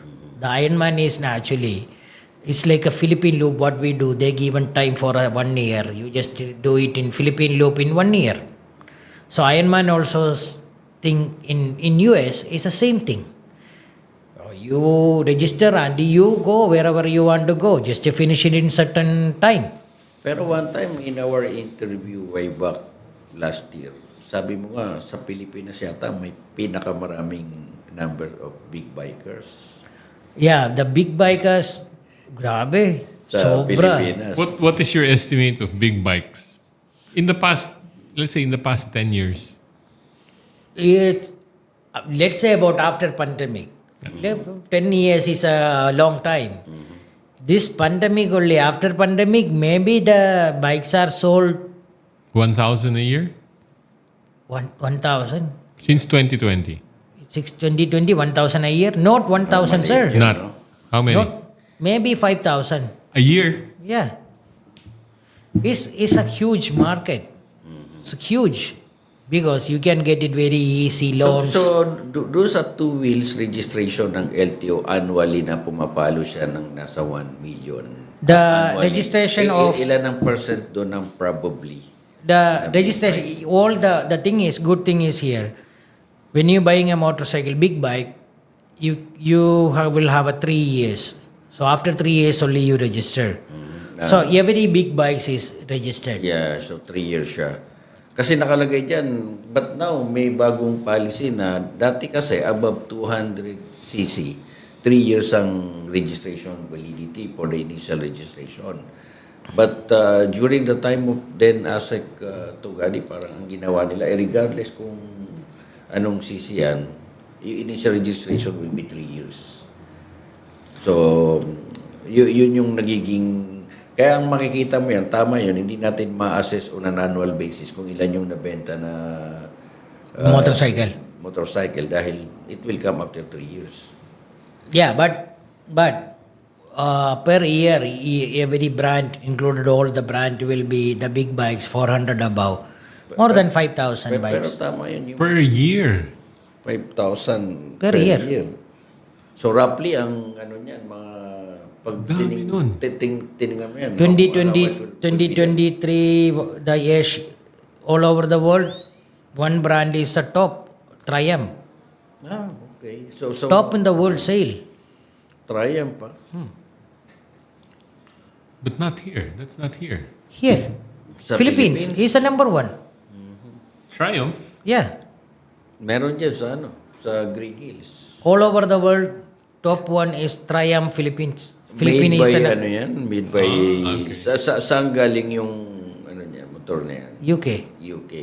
UK couldn't sell. All over the world, Philippines is number one selling Triumph motorcycle. I see your point. Pero dito sa mga big bike, at least sa kanila, Robby, parang bago i-release yata yung mga ganyan, they made sure na merong seminar man lang or ganun pa rin, wala rin. No, if you have a money, just to go and... So ang criteria mo pa rin, basta may pambili ka din, so be it. and they, Habit. all about money. When you have a money, you can buy even right now. Yeah, I think they have to little bit strict. Two-wheel license anybody can get. You cannot, just say that, we don't sell if you don't show, your training certificate and everything. That is, you cannot implement those things. Well, even in the ASEAN market, Philippines is next to Thailand in terms of number of sales ng two wheels. Ganon kalaki yung market natin sa Pilipinas. And yet, kung napapansin natin ngayon, after ng pandemic, grabe yung mga nakakasabayan mong motorcycle, even sa mga high. But sir, not only, the big bike, when it's come to the motorcycle, generally, malaking tulong ng mga tao dito. Because we have so many hanap buhay. Siyempre, ilan thousands of people are everyday hanap buhay nila, motorcycle. Well, of course, you're talking of the single motorcycle taxi. Taxi, delivery, they are work related. They are going to work.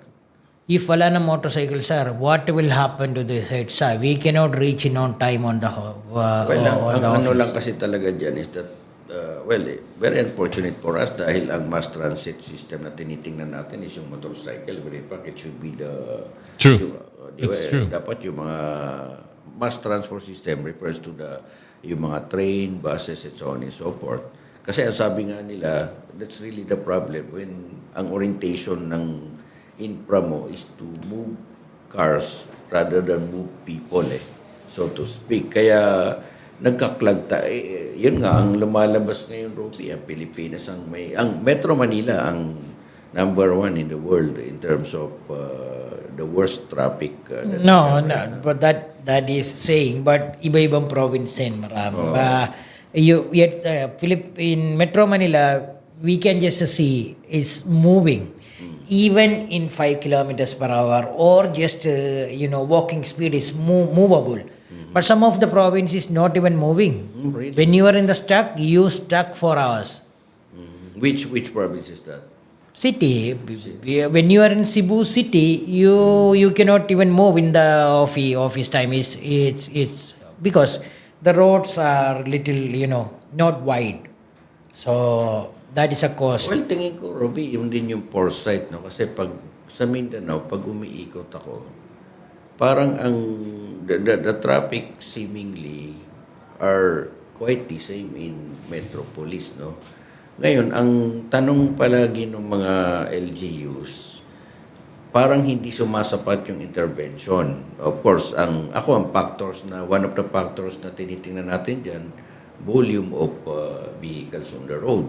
Dahil tulad ng sinabi mo na, lalo na sa mga provinces, hindi naman yung road widening, hindi naman ganun ka as open as unlike in other cities, no? So, ibig sabihin niyan, nagkaklag talaga doon sa mga lugar na lalo na pag rush hour yan. Rush hour. In fact, they even contemplating to also adopt the same protocol dito sa Metro Manila sa EDSA na merong number coding. But of course, judgment pa rin ng mga LGUs yan. It goes back again to general transport mobility policy and what is our priority. I think that's where it lies. Well, pero yung ano natin, halimbawa, nabanggit mo na rin din, Robby, yung mobility. Of course, yung sa mga e-bike and e-trikes, Yes. palabas na ng guidelines ang MMDA where they will be allowed to fly through, no? But there are also other groups that made an opposition to that kind of guidelines. Sabi nila, by banning the e-trikes on major thoroughfares, this will only exacerbate yung ating traffic congestion. Pero ako naman, ang tingin ko doon, wala naman tayong issue doon sa mga e-bike or e-trikes. But make sure na hindi dapat dito matakbo yan sa mga national highways, even SLEC and NLEX, even at Skyway, no? Kasi ang gray area na nakita natin dito sa mga e-bike and e-trike, doon sa EBITDA law nakalagay 25 and 25 ba or above 50. Kung kailan lang required yung registration and license, dapat 25 and up. 25 and up. KPH. No, see, the problem is that is a problem.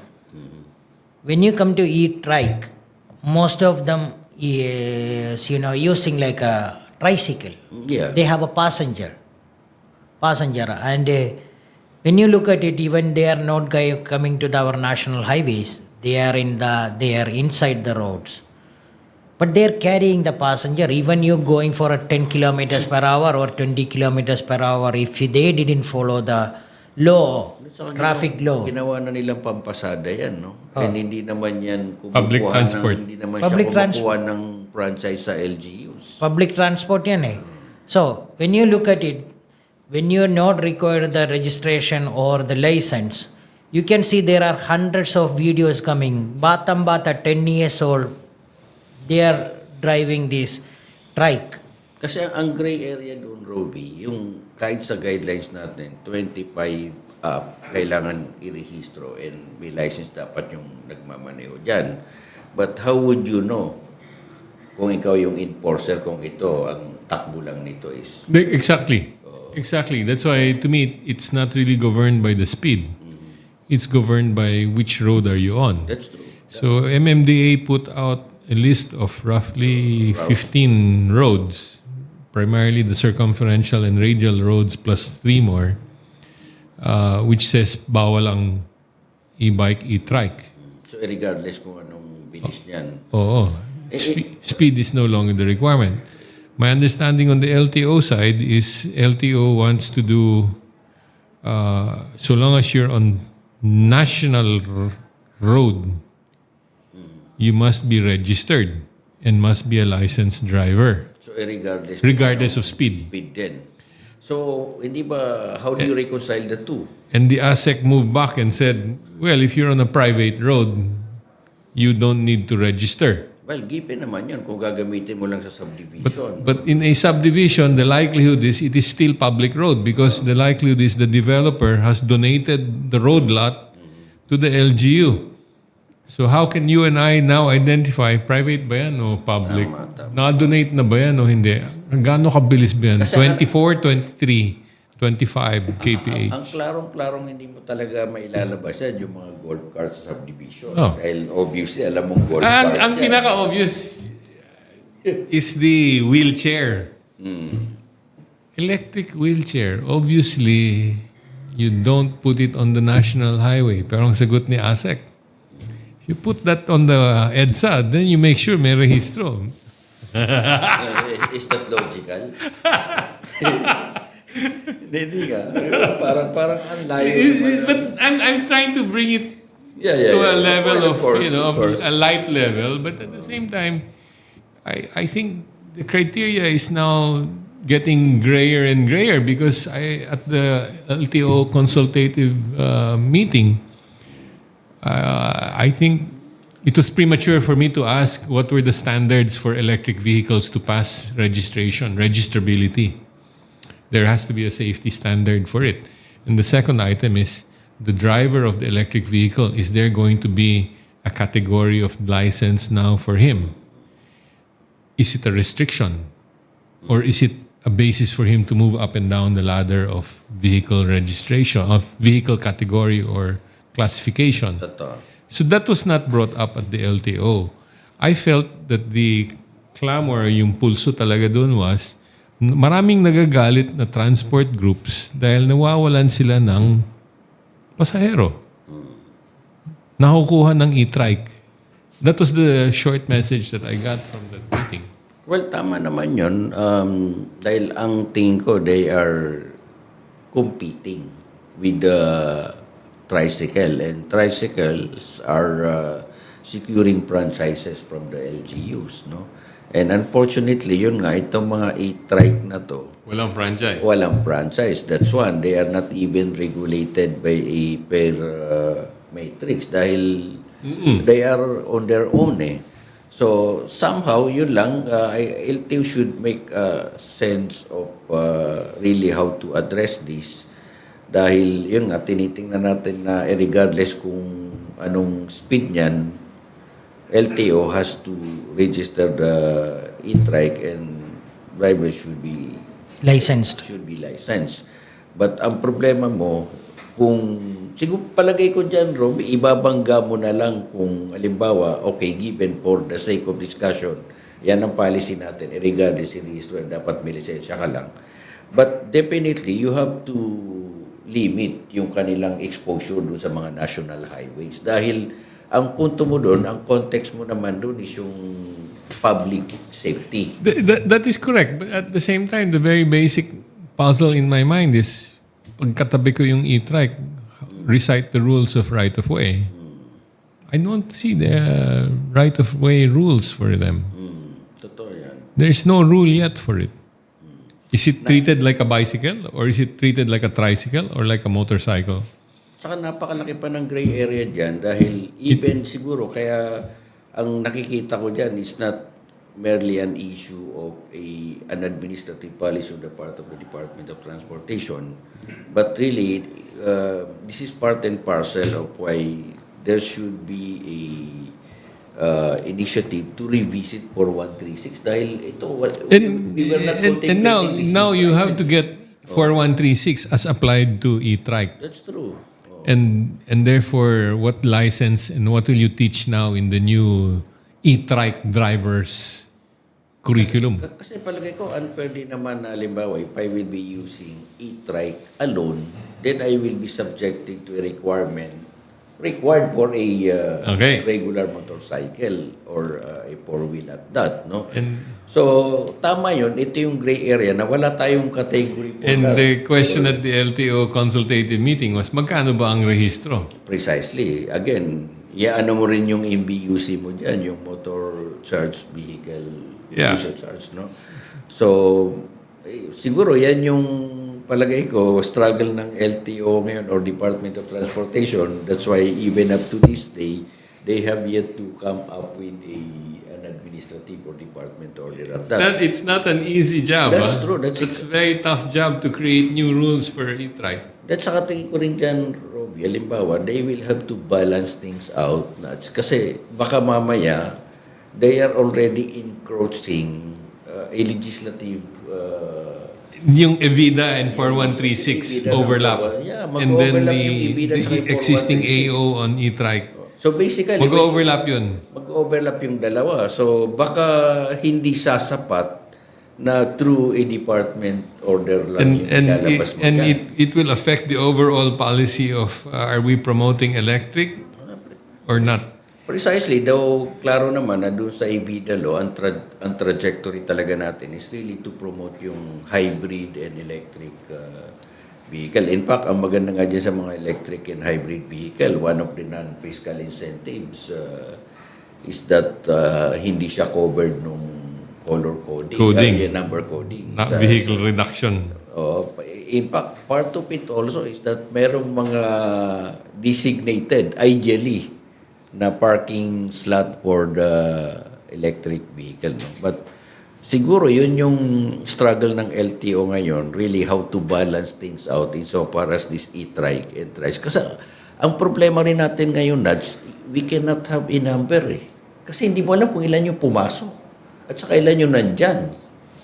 Well, would you know kung ilan yung naibenta na at ilan na yung tumatakbo ito dahil wala kang data ano magiging source mo doon. Pag tinanong mo naman yung mga nagbebenta nito, well, alam mo naman yung Pinoy, masyado tayong magaling. Hindi magdi-declare ng tama yan kung ilan na naibenta niya dahil otherwise, BIR naman nakatapat mo dyan. I think the balance is tough because if you had an e-trike, you want to use it everywhere and anywhere. And at the same time, the transport groups don't want you to use it for public transport. And then LTO wants to do the number count and revenue. And of course, the key objection is revenue exercise na naman si LTO dahil sa rehistro at saka sa lisensya. So, it's a question of what is the problem with the e-trike? Is it a nuisance? Some people will say yes, some people will say no. Is it eating into the transport group volume? Then I think the problem is then they should prohibit it from doing public transport if that is the problem, because there are prior operator rules that the prior operator has to be respected. Then why will we register it pa? Because is there a road crash? I'm not aware yet of an e-trike on a mass casualty road crash. Bus, truck, yes, but e-trike. So why are we registering it for safety? Are we registering the driver? Because although I disagree, I don't like it when I see a minor driving an e-trike. I don't like that myself. But we have to put certain discipline and certain rules to the game. Well, ang concern ko dyan is more on the safety. Yes, of the e-trike. I agree. Not so much with the revenue aspect. How will you inspect the brakes? Sa PMVIC mo pa i-inspect? Yan. In fact, yan din ang magiging issue natin. Even for the electric four-wheel motor vehicles, how will you... Yeah, we inspect. Of course, we will check the headlight, we will check the signal light, we will check the brakes and the steering. But on what standard? That's true. Of walang kalampag yung tie rod. Baka mangyayari nga dyan, baka ang lalabas din is they will be exempted from pre-screening for purposes of renewal of registration dahil hindi mo naman pwedeng dalhin sa PETC yan. Wala namang emission to speak of. No emissions to speak of. Correct. And then pupunta ka ng PMBIC, iba rin yung orientation ng PMBIC. So sasabihin na saan kami pupunta ngayon? Or probably one of the siguro doon sa non-fiscal incentives is that sinasabi nung ibida law na they should be given priority in the renewal of registration. But siguro ang konteksto mo doon, what are the preliminaries for it? I heard some guys who are geared towards mobility and transport and commuting saying that it should not be stopped. Because then let the people go where they want to go in the device that they can afford to buy. So it hits the overall policy of which transport mode are we going to promote over what period of time. So to me, it's a very key sensitivity. It cannot be just governed by an AO today if we don't know what the policy for the next short-term, long-term is. Pero sa riders community, Nats, do you welcome yung mga nagsusulputan ng mga e-bikes, electric motorcycle? Will it make a difference as to instilling discipline or ensuring safety among the riders? E-bikes in what category? There are so many categories. So the same like a moped type. Hindi na yung mga scooters, categorize mo yung e-bikes. So how do you categorize that? See, the electric bike I saw in different countries, it's when you comparing to 1 liter of gasoline, it's 70 pesos now. 70 pesos. If it's go for the, like a taxi and a delivery, I welcome the electric bike, proper motorcycle with everything is proper, brakes and everything. Because the costing of when you comparing to the gasoline and the electric is low cost and they can earn little bit more. In that respect.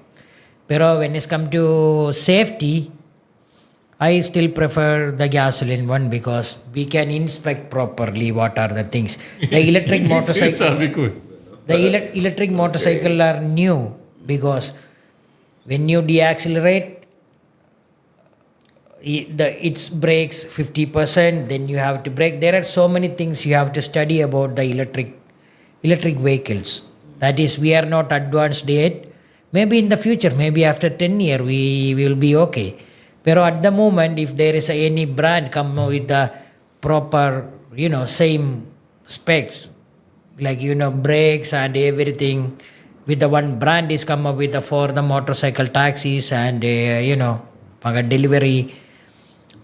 For the earning things, electric motorcycles are better than the gasoline because 70 pesos gasoline now per liter. Maybe that per 40 kilometer or 50 kilometer in electric, we can spend maybe 25 pesos or 30 pesos. I see that regulation is going to be, and licensing is inevitable. Registration and licensing and limited use. I think the days of free for all, anywhere can go, anyone can drive, I think that's going to come to an end. Pero ako I agree na dapat it should be regulated. Kasi ngayon, the gray areas are quite big that others are really taking advantage of this. Halimbawa, tulad yan, ideally, kung gagamitin lang ng pamilya mo yung e-trike, well and good. Halimbawa, maghahatid ka lang ng bata sa school. Pero the moment you utilize it for public transport, that's another thing. That's where government should really come in. Daw ang sinasabi nila, may mga data that suggest na meron talagang mga road crash related incident that involving e-trike. No? In fact, Marami. in Every Metro day. Manila, meron na daw silang 526 recorded.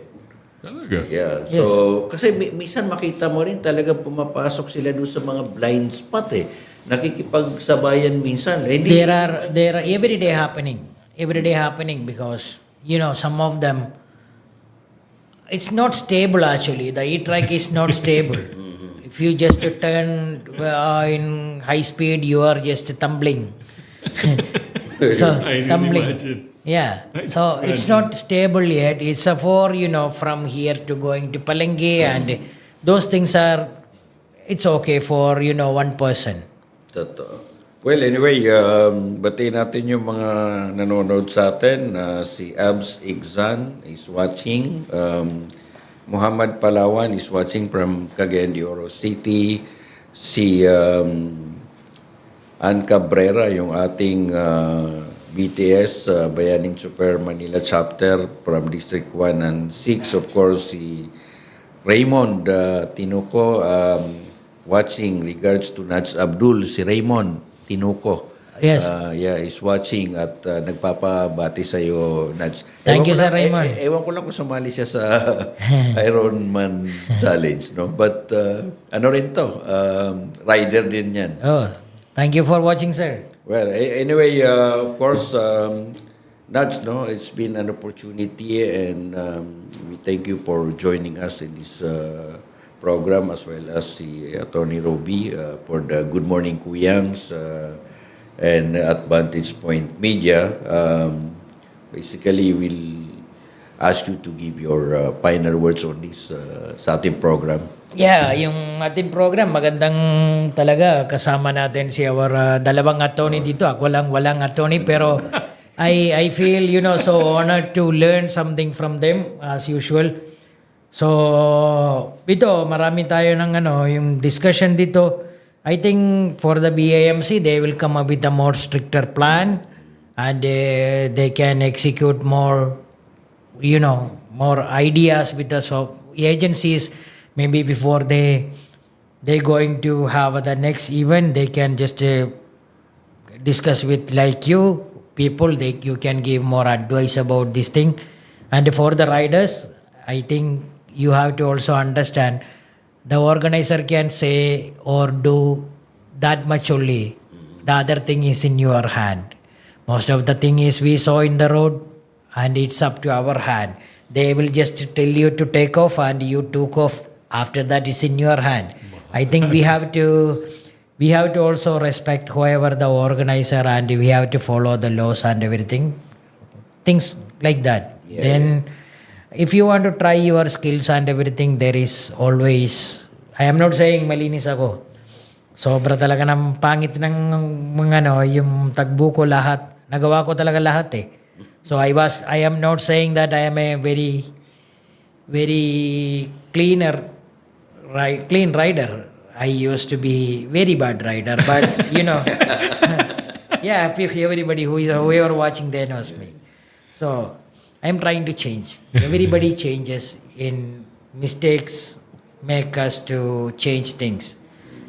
So you learn from your mistakes, and so I am one of them. I learned from my mistakes and trying to be a new person and asking guidance from different people. So whatever my experience are, my mistakes are, I am sharing with you. I think you also do the same thing. In the future, if ever you wanted to try your skills, and there is always the racetracks are there, and there will be endurance. If you are mahilig ka sa may endurance, meron talaga na sa racetrack endurance. So when it's come to endurance, it's not like you showing your skill. It's showing how you can ride and how stable you are, what stamina you got to finish it in 24 hours. So anyway, I'm happy, and no accident, no one harm, no injured in my ride, and me and my wife were safe and happy. We are happy to ride on that event, but not proud. Like I mentioned, I was in my video, I said, I am not proud that event, to join that event. I am happy that we were safe and we didn't harm any animals or humans. So yan, mga marami nam dito sa pag panood kayo dito sa Vantage Point Media, there will be always people are coming here to guide you. I am honored to be here. Also, Sir Bong Nebrija, I am waiting next time. I will be coming back here, and we will have some discussion also. Yeah, but before kay Robby, pati natin si Egay Quisado, of course, Colonel Ariel Kerubin is watching. Thank you, Colonel Kerubin. Hopefully, baka mamaya he will be guesting doon sa Straight Talk. So, of course, Robby, parting words. Maraming salamat sa pag-invite sa akin dito. Natutuwa naman ako sa kwentuhan. Natutuwa rin ako sa things that I've learned, the experience of Nudge, for example. It's good to keep abreast of what's happening in the motorsport events. For the Automobile Association of the Philippines, we will not support the conduct of an endurance event on public roads. We believe that the public safety is at stake. It is primordial. It is the most important. No amount of tourism or safety consciousness should be over and above public safety. So there are many items that the BIMC organizer can work on. I believe that the bar has been set and it's very high because, as I said, the rules on safety cannot be compromised. We're hoping that the LGUs will wake up and take a look at the motorsport endurance events on public road. I'm not picking on BIMC. I'm saying for all motorsport events, the LGU and the PNP should, and the authorities all the way to the LTO, HPG, should conscientiously enforce the law throughout whatever motorsport event is being conducted. It is sad to hear that there are deaths and injuries in these type of events. We think that they should not be allowed to be repeated. On the second item in our agenda today, which was the e-trikes, I think the public should be prepared that registration is inevitable. That's true. Licensing is inevitable. I tip my hat to the LTO ASEC because it's not going to be an easy job. With that, Kuyang Alex, Yeah, maraming thank you, salamat. Thank you, Nats, and of course, Atty. Robby. It's always a pleasure having you here, two of you, no? At yun nga ang sabi nga po natin, of course, Vantage Point Media is an alternative platform that we discuss advocacy-driven issues, no? And similarly, at our end, kanina nga binanggit ni Nats na he was happy but not proud, no? Really. But at the end of the day, hopefully we expect that the BIMC will really do its part, no, in ensuring that future endurance challenges are indeed will be done in a so much protocol-driven, particularly on the public safety. And again, from the Vantage Point Media, good morning, Kuyangs, for in the name of Colonel Kuyang Bong Nebrija, magandang umaga po sa kanilang lahat at mabuhay po ang bagong Pilipinas. Again, thank you, gentlemen. Thank you. Thank you. Maraming Thank you salamat. for inviting. Thank you.